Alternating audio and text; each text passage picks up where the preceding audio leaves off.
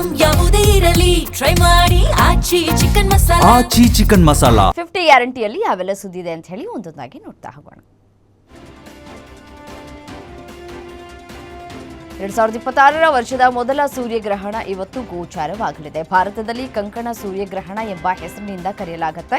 ಗ್ರಹಣವು ಇವತ್ತು ಮಧ್ಯಾಹ್ನ 3:26ಕ್ಕೆ ಪ್ರಾರಂಭವಾಗಿ ಸಾಯಂಕಾಲ 7:57ಕ್ಕೆ ಮುಗಿಯಲಿದೆ. ಕಂಕಣ ಸೂರ್ಯಗ್ರಹಣ ಸಂಭವಿಸಲಿದ್ದು 2 ನಿಮಿಷ 20 ಸೆಕೆಂಡ್ ಇರಲಿದೆ. ಈ ಗ್ರಹಣ ಭಾರತದಲ್ಲಿ ಗೋಚರ ಆಗುವುದಿಲ್ಲ. ಅಂಟಾರ್ಟಿಕಾ, ದಕ್ಷಿಣ ಆಫ್ರಿಕಾದ ಪ್ರದೇಶದಲ್ಲಿ, ದಕ್ಷಿಣ ಆಫ್ರಿಕಾ, ಟಾಂಜಾನಿಯಾ, ಜಾಂಬಿಯಾ ಪ್ರದೇಶಗಳಲ್ಲಿ ಗೋಚರ ಆಗಲಿದೆ.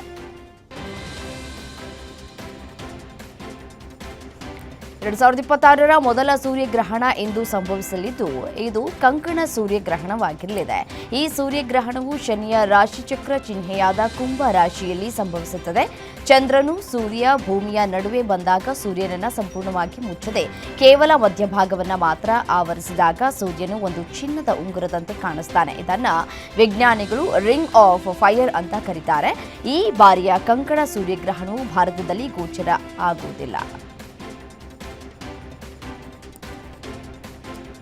ಡಿಸಿಎಂ ಡಿಕೆ ಶಿವಕುಮಾರ್ ಹಾಗೂ ಸಿಎಂ ಸಿದ್ದರಾಮಯ್ಯ ನಡುವಿನ ಅಧಿಕಾರ ಹಂಚಿಕೆ ಮುಸುಕಿನ ಗುದ್ದಾಟದ ಮಧ್ಯೆ 2026ರ 27ನೇ ಸಾಲಿನ ರಾಜ್ಯ ಬಜೆಟ್ ಮಂಡನೆಗೆ ದಿನಾಂಕ ಫಿಕ್ಸ್ ಆಗಿದೆ. ಹಣಕಾಸು ಖಾತೆಯನ್ನ ಹೊಂದಿರುವ ಮುಖ್ಯಮಂತ್ರಿ ಸಿದ್ದರಾಮಯ್ಯನವರು ಮಾರ್ಚ್ 6ರಂದು ಬೆಳಗ್ಗೆ 10ರಿಂದ 15 ನಿಮಿಷಕ್ಕೆ ತಮ್ಮ ದಾಖಲೆಯ 17ನೇ ಬಜೆಟ್ ಅನ್ನು ಮಂಡಿಸಲಿದ್ದಾರೆ. ಈ ಬಗ್ಗೆ ವಿಧಾನಸಭೆ ಕಾರ್ಯದರ್ಶಿ ಅಧಿಕೃತ ಪ್ರಕಟಣೆಯನ್ನ ಹೊರಡಿಸಿದ್ದಾರೆ.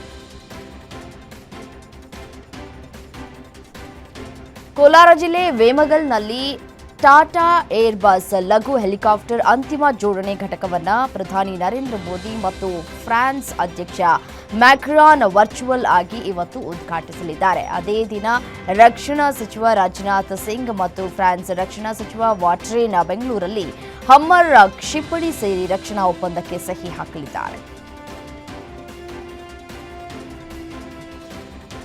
ಗ್ಯಾರಂಟಿ ಯೋಜನೆಗಳಿಗೆ ವಿವಿಧ ಇಲಾಖೆಗಳ ಅನುದಾನ ಬಳಕೆ ಆಗ್ತಾ ಇರುವುದು ಸಚಿವರು ಶಾಸಕರ ವಿರೋಧಕ್ಕೆ ಕಾರಣವಾಗ್ತಾ ಇದೆ. ಅದರಲ್ಲೂ ಪರಿಶಿಷ್ಟ ಪಂಗಡ, ಪರಿಶಿಷ್ಟ ಜಾತಿಗೆ ಮೀಸಲಾದ ಅನುದಾನವನ್ನು ಗ್ಯಾರಂಟಿ ಯೋಜನೆಗಳಿಗೆ ಬಳಸ್ತಾ ಇರುವುದಕ್ಕೆ ದಲಿತ ಸಮುದಾಯದ ಶಾಸಕರ ಆಕ್ಷೇಪಕ್ಕೆ ಕಾರಣವಾಗಿದೆ. ಹೀಗಾಗಿ ಸಿಎಂ ಸಿದ್ದರಾಮಯ್ಯ ಜೊತೆ ದಲಿತ ಸಮುದಾಯದ ಶಾಸಕರು ಸಚಿವರ ಸಭೆ ನಡೆಸಿದರು. ಮಾರ್ಚ್ ತಿಂಗಳಿನಲ್ಲಿ ಮಂಡನೆಯಾಗುವ ಬಜೆಟ್ನಲ್ಲಿ ದಲಿತ ಸಮುದಾಯಗಳಿಗೆ ನೀಡಬಹುದಾದ ಯೋಜನೆ ಹಾಗೂ ಅನುದಾನದ ಬಗ್ಗೆ ಸಿಎಂ ಸಚಿವರು ಹಾಗೂ ಶಾಸಕರ ಜೊತೆ ಚರ್ಚೆಯನ್ನು ನಡೆಸಿದರು. 2023ರ ವಿಧಾನಸಭೆ ಚುನಾವಣೆ ವೇಳೆ ಬಿಜೆಪಿ ವಿರುದ್ಧ ಅಪಪ್ರಚಾರ ಪ್ರಕರಣ ರದ್ದು ಕೋರಿ ಕಾಂಗ್ರೆಸ್ ನಾಯಕ ರಾಹುಲ್ ಗಾಂಧಿಯ ಅರ್ಜಿ ಆದೇಶ ಇವತ್ತು ಹೊರಬೀಳಲಿದೆ. ಇಂದು ಹೈಕೋರ್ಟ್ ಏಕಸದಸ್ಯ ಪೀಠದಿಂದ ಆದೇಶ ಪ್ರಕಟಿಸಲಿದೆ. ಹೀಗಾಗಿ ಬಿಜೆಪಿ ಪರವಾಗಿ ಕೇಶವ ಪ್ರಸಾದ್ ಖಾಸಗಿ ದೂರನ್ನು ದಾಖಲಿಸಿದ್ರು. ಇದೀಗ ಈ ಕೇಸ್ ಸಂಬಂಧ ವಾದ ಆಲಿಸಿ ಆದೇಶ ಕಾಯ್ದಿರಿಸಿದಂತಹ ನ್ಯಾಯಮೂರ್ತಿಗಳಾದ ಸುನಿಲ್ ದತ್ ಯಾದವ್ ಅವರಿದ್ದ ಪೀಠ ತೀರ್ಪನ್ನು ಪ್ರಕಟಿಸಲಿದೆ.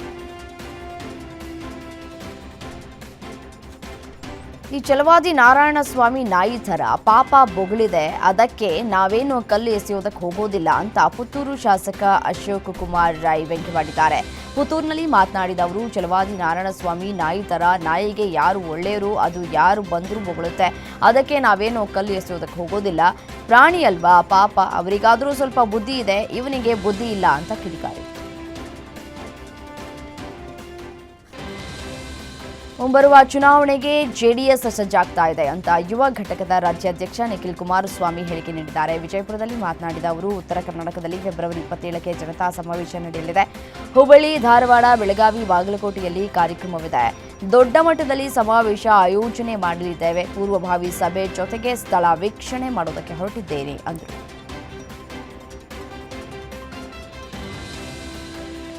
ಹಾಸನದಲ್ಲಿ ಸೈಟ್ ಜಟಾಪಟಿ ವಿಚಾರಕ್ಕೆ ಯಶ್ ತಾಯಿ ಪುಷ್ಪ ಪ್ರತಿಕ್ರಿಯಿಸಿದ್ದಾರೆ. ಹಾಸನದಲ್ಲಿ ಮಾತನಾಡಿದ ಅವರು, ದೇವರಾಜ್ ಪರ ಈ ಹಿಂದೆ ನೀಡಿದ್ದ ಆದೇಶಕ್ಕೆ ಹಾಸನ ಕೋರ್ಟ್ ತಡೆ ನೀಡಿದೆ.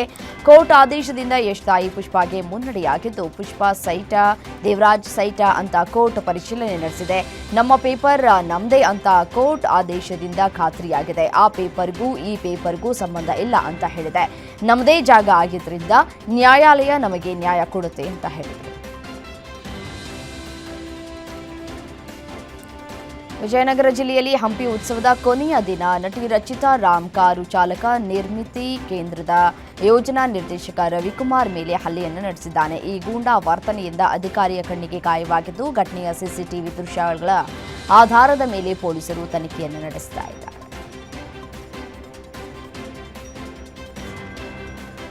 ಆನೆ ದಾಳಿಗೆ ಕೂಲಿ ಕಾರ್ಮಿಕ ಸಾವನ್ನಪ್ಪಿರುವಂತಹ ಘಟನೆ ಚಿಕ್ಕಮಗಳೂರು ತಾಲೂಕಿನ ಪುರ ಗ್ರಾಮದಲ್ಲಿ ನಡೆದಿದೆ. 45 ವರ್ಷದ ಯಲ್ಲಪ್ಪ ಮೃತ ದುರ್ದೈವಿ. ತೋಟದ ಹಾದಿಯಲ್ಲಿ ಮನೆಗೆ ಹೋಗುವಾಗ ಆನೆ ದಾಳಿ ಮಾಡಿದೆ. ಸ್ಥಳಕ್ಕೆ ಅರಣ್ಯ ಅಧಿಕಾರಿಗಳು ಪೊಲೀಸರು ಭೇಟಿ ನೀಡಿ ಪರಿಶೀಲಿಸಿದ್ದಾರೆ. ಇನ್ನು ಮೃತದೇಹವನ್ನು ಬಾಳೆಹೊನ್ನೂರು ಸರ್ಕಾರಿ ಆಸ್ಪತ್ರೆಗೆ ರವಾನಿಸಲಾಗಿದೆ.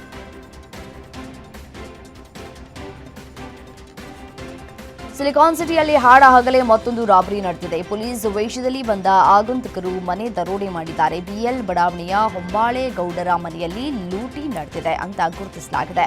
ಮನೆಯಲ್ಲಿ ಮಾಲೀಕರು ಇದ್ದಾಗಲೇ ಐನಾತಿಗಳು ದರೋಡೆಯನ್ನು ಎಸಗಿದ್ದಾರೆ. ಮನೆಯಲ್ಲಿದ್ದಂತಹ 20 ಲಕ್ಷ ಹಣ, ಅರ್ಧ ಕೆಜಿ ಚಿನ್ನಾಭರಣವನ್ನು ಕದ್ದು ಪರಾರಿಯಾಗಿದ್ದಾರೆ. ಘಟನೆ ಬ್ಯಾಡರಹಳ್ಳಿ ಪೊಲೀಸ್ ಠಾಣೆಯಲ್ಲಿ ನಡೆದಿದೆ. ಪ್ರಕರಣ ಕೂಡ ದಾಖಲಾಗಿದೆ. ಅತ್ತಿಬೆಲೆ ಶಾರದಾ ಶಾಲಾ ವಾರ್ಷಿಕೋತ್ಸವದಲ್ಲಿ ಬಿಗ್ ಬಾಸ್ ವಿನ್ನರ್ ಗಿಲ್ಲಿ ನಟನನ್ನ ನೋಡುವುದಕ್ಕೆ ಆನೇಕಲ್ ಜನತೆ ಮುಗಿಬಿದ್ರು. ಈ ವೇಳೆ ಗಿಲ್ಲಿ ನಟನ ಡ್ಯಾನ್ಸ್ ಕಂಡು ಶಾಲಾ ಮಕ್ಕಳು, ಪೋಷಕರು ಫಿದಾ.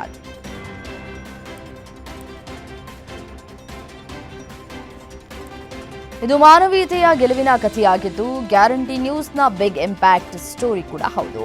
ಸಾಮಾಜಿಕ ಜಾಲತಾಣದ ಮೂಲಕ ಸಹಾಯ ಕೇಳಿದ ಹಾವೇರಿ ಬಡ ಮಹಿಳೆ ಶಶಿಕಲಾ ಮನೆ ಕನಸು ಇದೀಗ ನನಸಾಗಿದೆ. ಸಹಾಯಕ್ಕಾಗಿ ನಟ ಕಿಚ್ಚ ಸುದೀಪ್ರನ್ನ ಮನವಿ ಮಾಡಿಕೊಂಡಿದ್ರು. ಆದರೆ ಸ್ಪಂದಿಸಿದ್ದು ಮಾತ್ರ ನಟ ದರ್ಶನ್ ಅಭಿಮಾನಿಗಳು. ಲಕ್ಷ ಹಣ ಖರ್ಚು ಮಾಡಿ ಮನೆಯ ಮೇಲ್ಛಾವಣಿಗೆ ಸೀಟನ್ನು ಹಾಕಿಸಿಕೊಟ್ಟು ಮಾನವೀಯತೆ ಮೆರೆದಿದ್ದಾರೆ. ದರ್ಶನ್ ಹುಟ್ಟು ಹಬ್ಬದಂದೇ ಮನೆ ಗೃಹ ಪ್ರವೇಶ ನೆರವೇರಿಸಲಾಗಿದ್ದು, ಊರಿನವರಿಗೆ ಅನ್ನ ಸಂತರ್ಪಣೆಯನ್ನ ಕೂಡ ಏರ್ಪಡಿಸಲಾಗಿತ್ತು.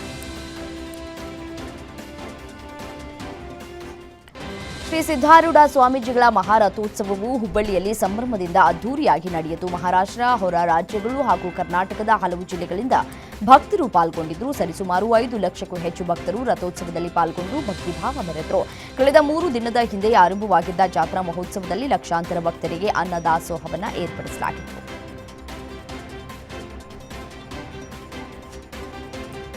ಕೃತಕ ಬುದ್ಧಿಮತ್ತೆ ಕ್ಷೇತ್ರದಲ್ಲಿ ಭಾರತ ಸೂಪರ್ ಪವರ್ ಆಗಬೇಕು ಎಂಬ ನಿಟ್ಟಿನಲ್ಲಿ ಆಯೋಜನೆಗೊಂಡಿರುವ ಜಾಗತಿಕ ಎಐ ಶೃಂಗಕ್ಕೆ ದೆಹಲಿಯಲ್ಲಿ ಅಧಿಕೃತ ಚಾಲನೆ ಸಿಕ್ಕಿದೆ.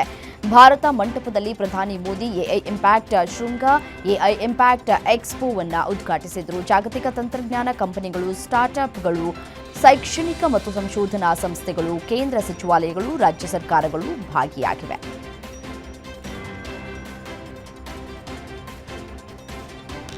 ಜಾಗತಿಕ ಮಟ್ಟದಲ್ಲಿ ಭಾರತ ಪ್ರಭಾವ ಹೊಂದಿರುವ ಅತ್ಯಂತ ಯಶಸ್ವಿ ಉದಯೋನ್ಮುಖ ಆರ್ಥಿಕತೆ ರಾಷ್ಟ್ರವಾಗಿದ್ದು, ಎಐ ಶೃಂಗಸಭೆ ಆಯೋಜಿಸೋದಕ್ಕೆ ಅತ್ಯಂತ ಸೂಕ್ತ ಸ್ಥಳ ಅಂತ ವಿಶ್ವಸಂಸ್ಥೆಯ ಪ್ರಧಾನ ಕಾರ್ಯದರ್ಶಿ ಆಂಟೋನಿಯೋ ಗುಟೆರಸ್ ಹೇಳಿದ್ದಾರೆ. ಮಹತ್ವದ ಶೃಂಗಸಭೆಯನ್ನು ಆಯೋಜಿಸ್ತಾ ಇರುವುದಕ್ಕಾಗಿ ನಾನು ಭಾರತವನ್ನು ಅಭಿನಂದಿಸುತ್ತೇನೆ. ಅಲ್ಲಿ ಕೃತಕ ಬುದ್ಧಿಮತ್ತೆ ಕುರಿತು ನಡೆಯುವ ಚರ್ಚೆಗಳು ಇಡೀ ವಿಶ್ವಕ್ಕೆ ಪ್ರಯೋಜನವಾಗಲಿ ಅಂತ ಪಿಟಿಐಗೆ ನೀಡಿದ ಸಂದರ್ಶನದಲ್ಲಿ ಆಶಿಸಿದ್ದಾರೆ.